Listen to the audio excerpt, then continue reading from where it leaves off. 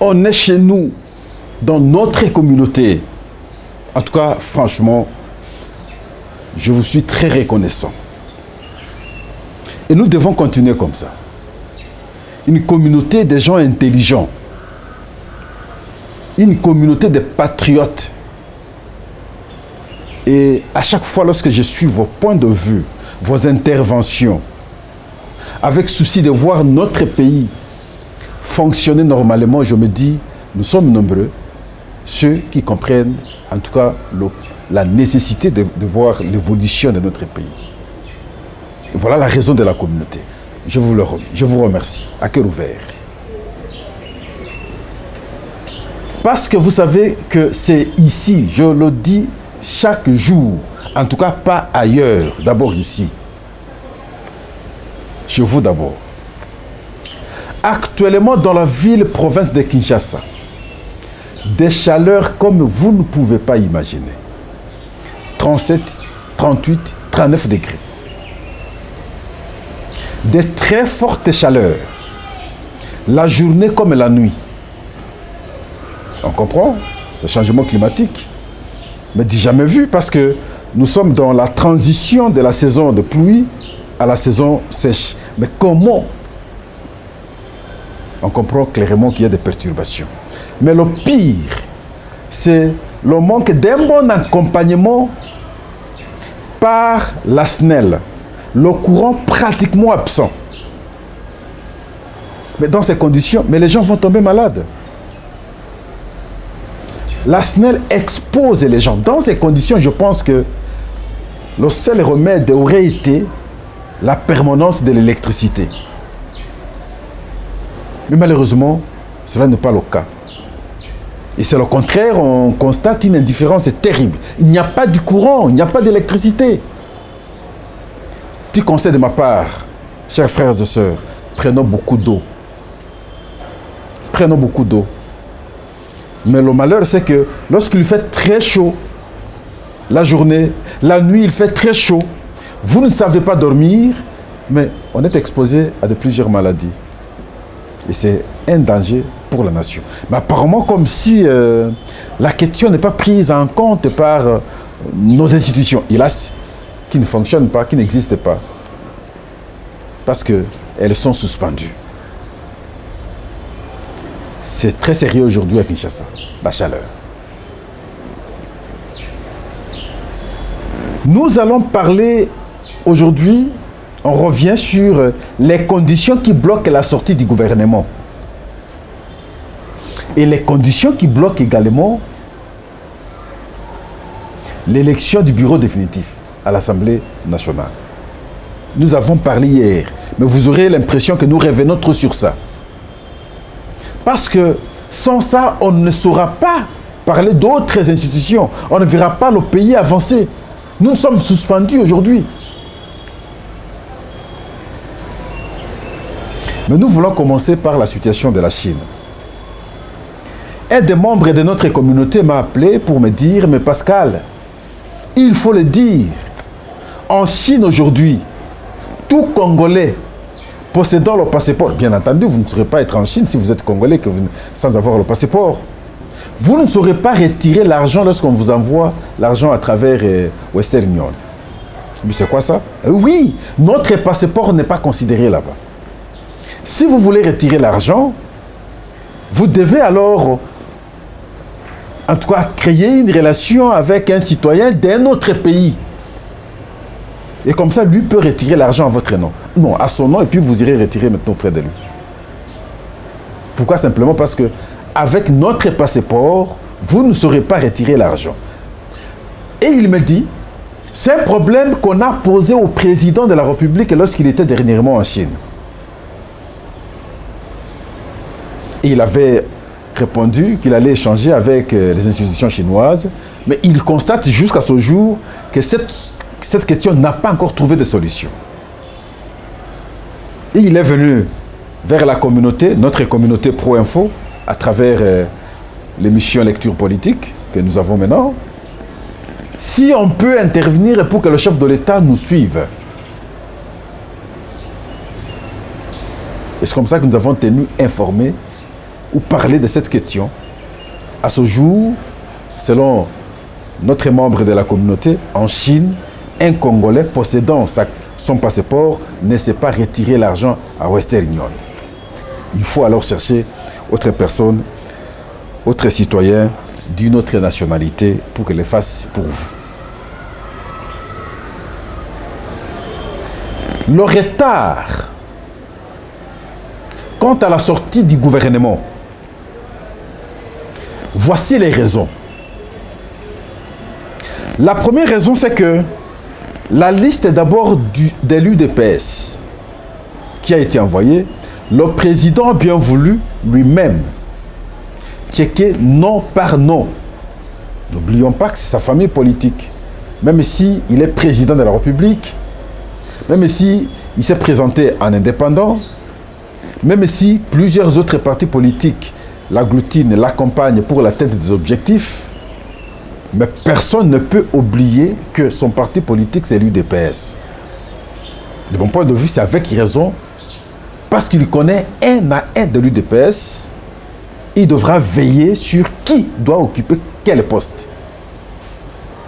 Et là, il a bien voulu prendre son temps, parce que ce virage, il est déterminant. Il ne faudrait pas qu'on aligne des gens incapables de transformer ce qui est important, de matérialiser la vision du chef. Et voilà pourquoi, pour ce point, quelques minutes c'est des graines, quelques jours c'est des graines. Ça c'est la première raison.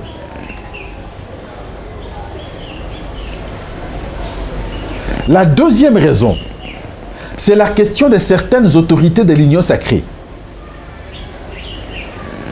qui, en principe, au départ, le chef de l'État n'a pas voulu qu'il se retrouve comme membre du gouvernement, surtout ceux qui ont déjà été élus. Mais ceux-là font pression pour qu'ils se retrouvent, coûte que coûte, dans la composition du prochain gouvernement. Ils font tout. Et avec beaucoup d'acharnement, vous savez. Ça aussi, c'est une question à gérer avec intelligence. Parce que c'est avec eux qu'on a composé, que le chef a composé, pour obtenir le pouvoir et pour asseoir sa majorité à l'Assemblée nationale. Donc, il a intérêt d'échanger avec eux intelligemment pour ne pas frustrer les uns et les autres. Mais qui n'oublie pas que c'est d'abord la nation. Les postures politiques, c'est après. C'est là où vous allez comprendre, Pascal, je vais dire à la fin, ce pays est détruit par les politiciens. Je ne parle pas de politique, parce que moi-même je suis politique. C'est par les politiciens, ceux qui en font carrière, la politique. Et le pays est détruit par eux. Troisième raison du blocage. On a demandé à chaque liste au moins 3 noms. Les mêmes qui détruisent, les mêmes autorités de l'Union sacrée n'envoient pas 3 noms. Ils envoient soit 1 ou 2, souvent c'est 1. Et le 1 là, si pas son fils ou sa fille, c'est sa femme, son petit frère. Là aussi, ça bloque parce que et la première ministre et le chef voudraient voir clair. Ces cas, ce n'est pas la première fois que nous les avons connus à son temps. Souvenez-vous de Gizenga à son temps, lorsqu'il avait dit Yandi Kaka, Yandi Ve. On avait mis un nom d'une personne déjà morte, avec l'idée que lorsqu'on va constater après que la personne n'est pas présente, on sera obligé de prendre le nom qui suivait. Et c'est le nom de Kisimbangoyi qui suivait. Et Gizenga, ayant compris le jeu, il avait exigé à son temps de voir la personne. Soit la même personne, soit rien. Et le débat a été engagé. Et c'était à l'Assemblée nationale d'ailleurs. Yandi Kaka, Yandi Fe. Le même nom là que moi je veux voir. Et aujourd'hui, ces mêmes personnes, dans les mêmes pratiques pratiquement, vous allez excuser notre tautologie, ils envoient maintenant les noms de leurs fils, mettant le chef de l'État et la Première ministre dans un dilemme tel qu'il n'aura pas le choix que de prendre tel et non. Finalement, c'est jusqu'à quand? On va aux élections, vos suppléants, vos suppléantes, c'est vos femmes, c'est vos enfants, qui ne sont généralement pas membres des partis politiques. Et ceux qui combattent avec vous ne sont jamais alignés. Et maintenant, mais pour le gouvernement, vous ne prenez que votre famille. J'ai vu mon petit frère Ekan Kolongo quitter Bahati et l'accuser de cette manière que lorsque nous combattons, ses enfants, sa femme ne sont pas là. Mais lorsqu'il faut partager le pouvoir, d'abord c'est sa femme et ses enfants. Pour ça, je ne suis pas d'accord. Et il n'est pas la première personne à pouvoir dénoncer cela contre Bahati. D'autres l'ont fait.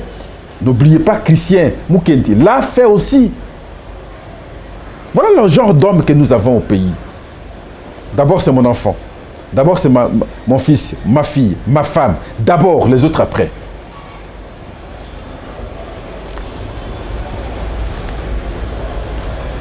Quatrième condition. Le chef de l'État n'a pas bien voulu voir des gens qui ont plus de 65 ans. 70, 80.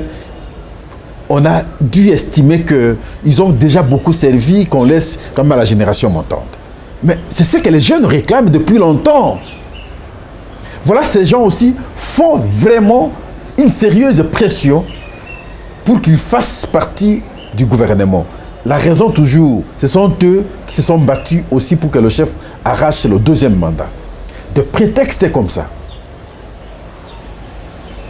Et la cinquième raison, les anciens ministres, les ministres actuels dans le gouvernement sortant, pratiquement tous veulent revenir. Je dis bien, tous veulent revenir. Mais c'est quoi ça qu'on va faire? Vous voulez revenir pour faire encore quoi? Et ils font pression. Et vous allez voir les impressions que les uns et les autres donnent. Non, il y a un projet alléchant. Et il faudrait qu'on aille jusqu'au bout de ce projet. Mais vous aviez eu tout le temps. Pourquoi vous n'aviez pas monté ce projet? Ils attendaient de donner ces impressions à la dernière minute. Avant la sortie du gouvernement. Et maintenant, ils vont donner l'impression au chef ou à la première ministre que ce projet, il est important pour la République. Je comprends bien, je peux le matérialiser. Laissez-moi qu'on achève ce projet. Ils ont laissé pendant ce projet, c'est vers la fin ici, qu'ils ont commencé à activer pour donner l'impression que c'est important et je dois continuer. Non, nous allons traquer des gens tels parce que, bon voilà, la pratique ici, elle est importante, qu'on comprenne que je suis meilleur. Mais depuis longtemps, pourquoi vous n'avez pas fait ça? Et on doit vous reconduire au gouvernement pour nous endormir encore. Non. Et dans tout ça, Pascal dit ceci. C'est les politiciens qui détruisent ce pays. Et c'est cette catégorie de gens qui mettent tout un pays à genoux. Par leurs appétits, jamais satisfaits un jour. Ils sont toujours insatisfaits. Malgré autant d'argent qu'ils ont aujourd'hui. Ils veulent toujours se cramponner, avoir le pouvoir. Pouvoir pour pouvoir. À l'époque, je disais quelque part, voilà, les gens qui se foutent de nous. C'est comme ça. C'est le GED qui nous avait montré ça. Les gens qui se foutent de nous. Mais ces gens se foutent de nous exactement. Vous aviez fait quoi? Pourquoi nous devons aujourd'hui être bloqués par vos comportements? Je pense que le chef de l'État, comme tout leader, doit aller au-delà de ça. Oui, ils vous ont accompagné, Monsieur le Président. Mais aujourd'hui, vous êtes pour la nation. En fin de compte, c'est lui qui sera jugé, c'est vous, ce n'est pas ces gens. Et vous allez voir 2 ans après comment ils vont commencer à changer de comportement parce qu'ils vont vouloir se positionner par rapport à 2028. Et c'est à ces gens que vous allez faire confiance. Et vous voulez rester dépendant de ces gens. Pendant que beaucoup de de choses, beaucoup de mots rongent encore le pays. On ne sait pas atteindre l'objectif et vous voulez vous distraire par ces gens. Je ne vous encourage pas de cette manière. Ils ne vous aident pas. Ils voient leurs intérêts. Regardez leur comportement comme je le disais pas longtemps ici. Mais depuis longtemps, vous faisiez quoi avec vos projets? Seulement vers la fin que vous voulez maintenant nous présenter les projets importants. Quelle est politique? C'est de la malhonnêteté. On ne va pas vous croire à ça. Et on a compris votre jeu. C'est un projet alléchant. C'est un projet important. Comme si les autres ne sauront pas achever votre projet. Non, ce n'est pas sérieux. L'autre côté, c'est à l'Assemblée nationale. Je vais citer directement ici un parti politique ensemble. Il y a un conflit pour un poste, s'il vous plaît, du rapporteur adjoint. Christian Mwando, de mon point de vue, c'est la personne qui conduit l'équipe, qui mérite mieux occuper cette fonction. De l'autre côté, c'est Madame Dominique Munongo, du fait qu'il ait des relations familiales avec Moïse Katumbi. Et il semblerait qu'il bénéficie maintenant de l'appui de Katumbi pour qu'il soit rapporteur adjoint de l'Assemblée nationale. Et Christian Mwando, qui conduit l'équipe, voudrait aussi occuper son poste, mais n'a pas l'appui, visiblement, du président du parti. L'élément, c'est quoi? Alors, pas seulement pour son poste, d'autres postes également du côté de l'Union sacrée. Qui doit occuper quoi? Il ne s'accepte pas. Hier, nous disions le prétexte avancé par le premier secrétaire du bureau d'âge. Non, les députés, beaucoup de députés sont candidats sénateurs. Ils se sont déplacés, on ne saura pas organiser l'élection. Voilà d'autres raisons s'ajoutent. Non. Pascal refuse catégoriquement. Mais jusqu'à quand? Assemblée nationale, gouvernement, blocage, les institutions, le reste, tout est bloqué. Mais je vous informe que du côté gouvernement, on a levé beaucoup d'options. Probablement d'ici la fin de la semaine, sinon début semaine prochaine, nous aurons le gouvernement. On a débloqué beaucoup de choses. On est allé outre les postures politiques, ou sinon politiciennes. Ils ne sont même pas politiques, ils sont des politiciens. Et donc, dans quelques jours, on aura le gouvernement. Telle a été finalement la décision du président de la République. Ignorant que le pays est très sérieusement menacé à l'Est. Mais nous sommes ici discrets. Monsieur le Président, il vous apporte la distraction. Le pays est menacé. Nous sommes attaqués, nous sommes agressés. Nous devons nous organiser. Et nous devons dégager des intelligences pour trouver solution à cette question. Nous ne pouvons pas perdre notre temps avec des discussions bêtes comme ça. Le Congo ne manque pas de gens capables à pouvoir redresser le pays. Le pays est attaqué. Sur le plan économique, il y a des articulations. La situation devient difficile ici. Nous devons aller vite. Nous ne pouvons pas accepter des distractions de cette manière pour les appétits personnels des individus, des politiciens. En tout cas, merci. Vous comprenez vous-même que les conditions ne sont pas meilleures parce qu'il fait extrêmement chaud. Alors, chaud à Kinshasa, nous avons abordé cette question au début, comme pour dire, nous devons prendre soin de nous-mêmes. Malheureusement, la SNEL ne sait pas nous accompagner. Faites partir toute cette équipe de la SNEL, des membres de la SNEL, du comité de la gestion. Ils ne foutent rien, ils ne travaillent pas, incompétence est avérée.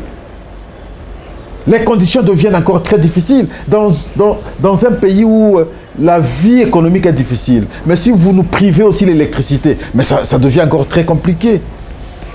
Faites-nous partir toute cette équipe, Monsieur le Président de la République. Des gens visiblement incapables, difficiles de pouvoir vous accompagner dans ce secteur. En tout cas, merci beaucoup. Merci. Parce que vous savez, ensemble, lorsque nous analysons, nous allons loin. Merci. Nous demandons encore vos suggestions parce que depuis quelques jours ici, les thèmes sélectionnés ne sont que les points de vue, vos points de vue proposés. Et c'est ce qui devient très intéressant en fait. et continuez ainsi par des messages, par des appels.